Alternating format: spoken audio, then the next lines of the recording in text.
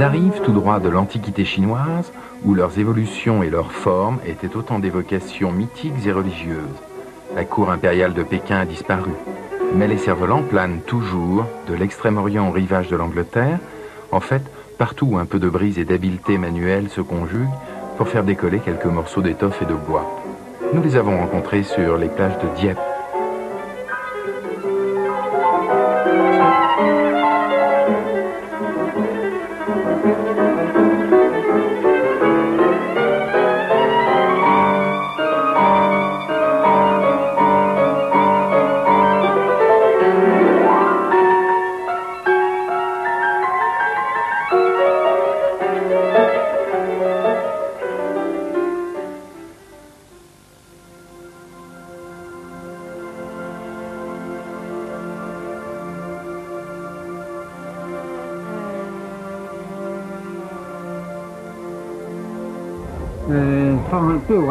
Le cerf-volant, selon M. Liu, est considéré à la fois comme un art, le respect d'une tradition et un moyen, comme pour ce festival de Dieppe, de favoriser les échanges entre pays.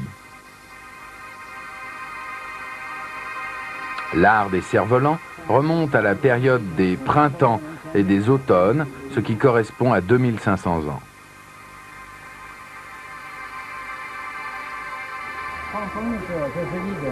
L'art du cerf-volant est très complet. Non seulement il y a la fabrication, mais c'est aussi un moyen de rester en bonne santé, car on court et on fait travailler les yeux.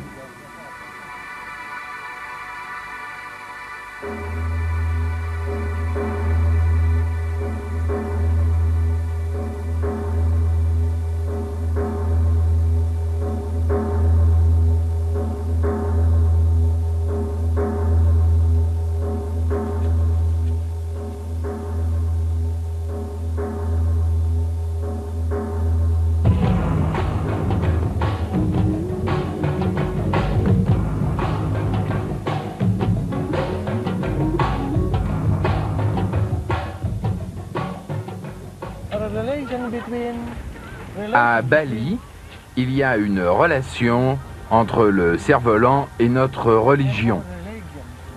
Cela veut dire que c'est un art et pas seulement une question de technique. Traditionnellement, nous coupons les feuilles des arbres, nous les séchons, puis nous fabriquons la ficelle avec un genre de paille. Ainsi, c'est de cette façon à Bali que nous faisons voler les cerfs-volants le jour des récoltes, en juillet. Nous les faisons voler dans les champs de riz.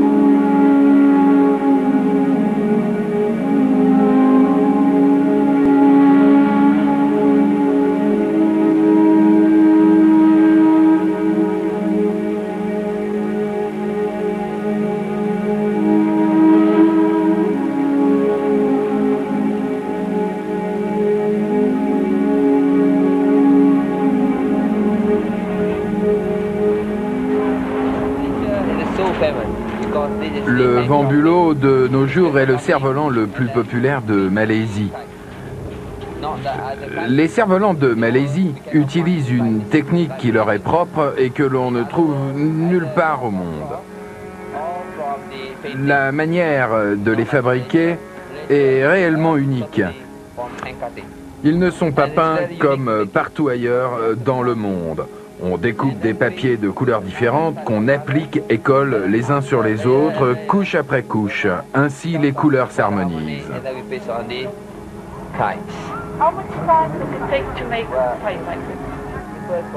Il faut une semaine pour en fabriquer un.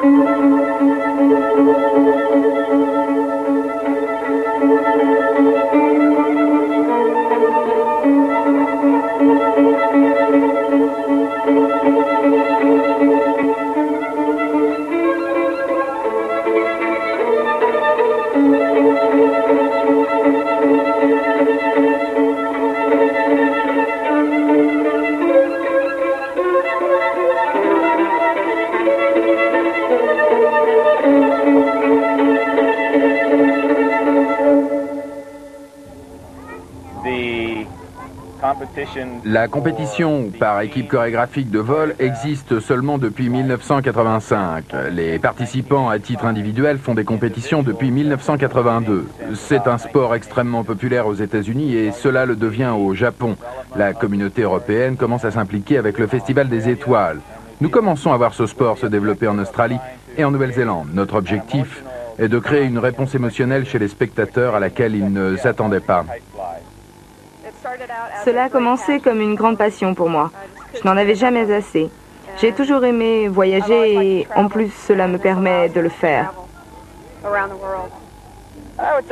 Je dirais que c'est plus un style de vie. Nous avons vraiment choisi de le faire. Quelquefois, c'est peut-être un travail, mais au point où nous en sommes, c'est un mode de vie.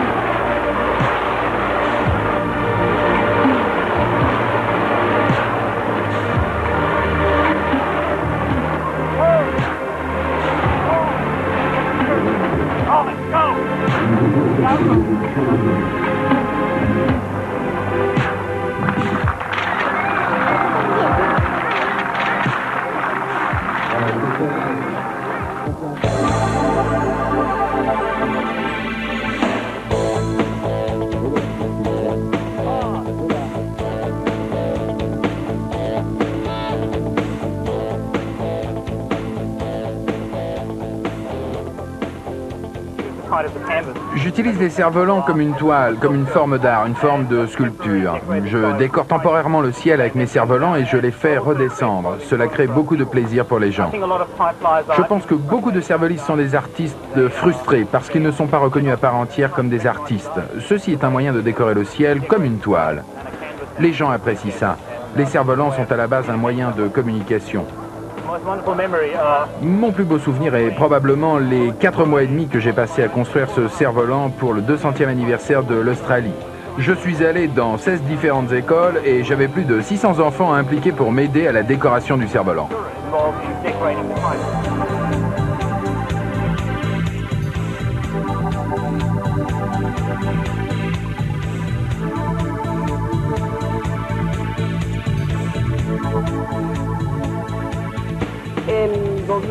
Le gouvernement colombien et l'entreprise privée croient à peine à une organisation écologique de cervolistes.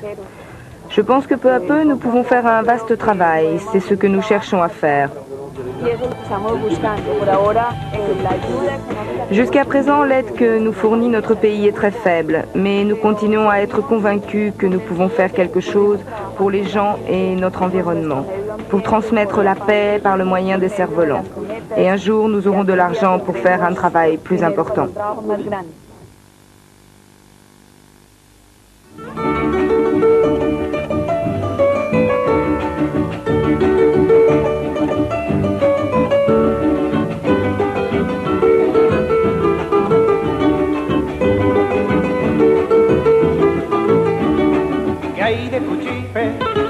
Hola Dolores, toma la llave, abre la puerta, prende la vela, tiende la cama. ¿Qué hay de Cuchipe, qué hay de Cuchipe, qué hay de Dolores? ¿Qué hay de Cuchipe, qué hay de Cuchipe, qué hay de Dolores?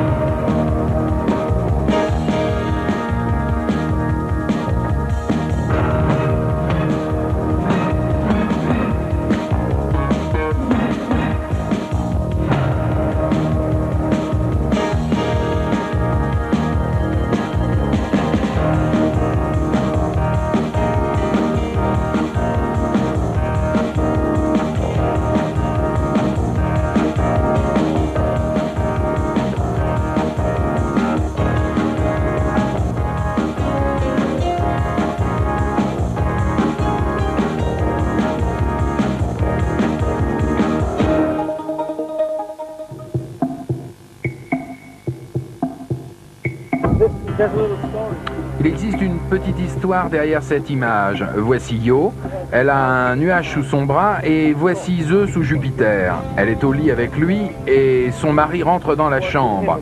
Zeus peut toujours changer son apparence, alors il s'est changé en nuage de manière à ce que le mari ne puisse pas découvrir qui il était.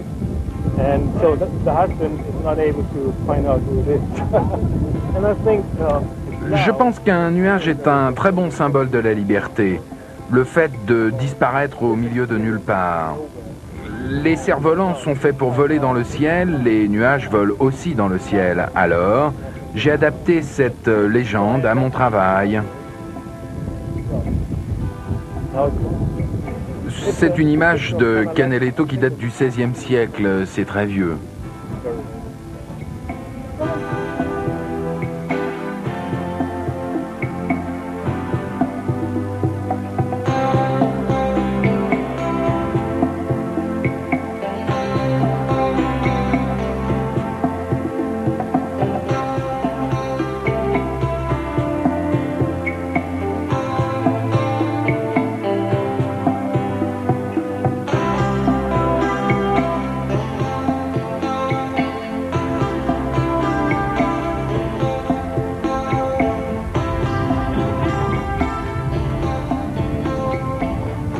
Okay, good.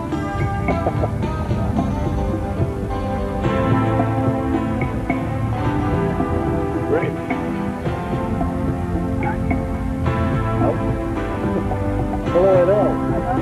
Bonjour. D'où venez-vous? Je suis de Monument de Colorado, pas loin de Denver. Et alors, vous dessinez vos cerfs-volants? J'essaie d'utiliser les motifs traditionnels de patchwork originaires de la tradition américaine. J'ai trouvé que le patchwork fonctionne bien avec l'utilisation de formes de cerfs-volants japonais. Cela produit un bon mélange. J'aime utiliser une couleur et sa variation, le regarder simplement changer dans les différentes lumières. Cela m'aide souvent à le rendre plus hardi plutôt que de le regarder dans les détails. Mais je pense que, plus que tout, j'aime le fait que dans un ciel lumineux, il ressemble à quelque chose et prenne un autre aspect dans un ciel plus sombre. Alors, cela change tout le temps et c'est toujours différent. J'aime ça. Et comme c'est moi-même qui les fais voler, j'aime les regarder différemment à chaque fois.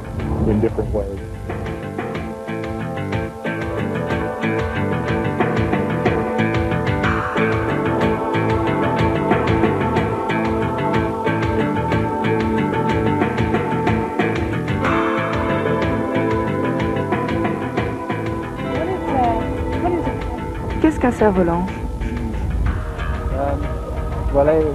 Quelque chose à travers lequel je m'exprime. Je suis peintre et ceci est un prolongement à la peinture et à la sculpture. Et ça bouge. Donc, c'est combiner le tout comme un processus créatif. Pour certaines personnes, l'art ne peut être vu que dans des galeries, mais tout le monde n'y va pas. Ici, les gens sont libres de les regarder. J'ai des expositions dans des galeries d'art et la plupart de mes ventes viennent de celles-ci.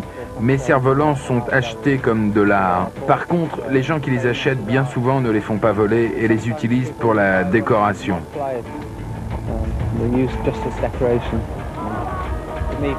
Pour moi, les faire voler est le plus important. Vous concevez pour le ciel, vous ne dessinez pas pour une galerie ou un mur blanc. Alors, la manière dont l'arrière tombe, la couleur, la tenue au vent et la manière dont il fonctionne avec le vent forment un ensemble, tout est important. Vous faites voler le cerf-volant et c'est comme ça qu'il doit être vu.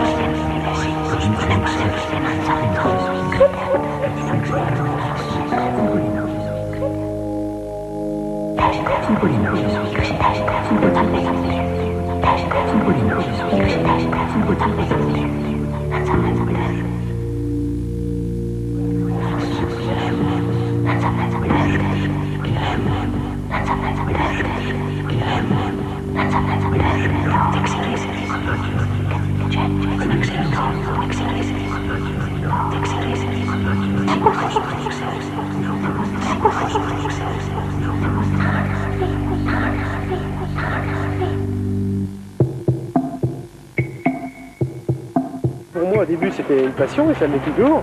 Et il y a 9 ans, j'ai décidé d'en faire mon métier. En tant que peintre artiste, j'avais décidé de me prendre le cerf-volant comme support en tant que travail de plasticien. Petit à petit, mes conceptions se sont modifiées par rapport au fait que le cerf-volant n'était un domaine que je ne connaissais pas. Maintenant, c'est vrai que je le pratique plus aisément. Et cette passion est devenue une profession et maintenant, je balade mes gros cerfs-volants et mes peintures volantes et les sculptures volantes de festival en festival, et c'est sûr que pour moi c'est une superbe activité. Je peux dire que la galerie que j'utilise le plus fréquemment, c'est le ciel. D'où le nom ciel pour Simèse, la Simèse étant ce qui me permet, dans une galerie, d'accrocher des tableaux.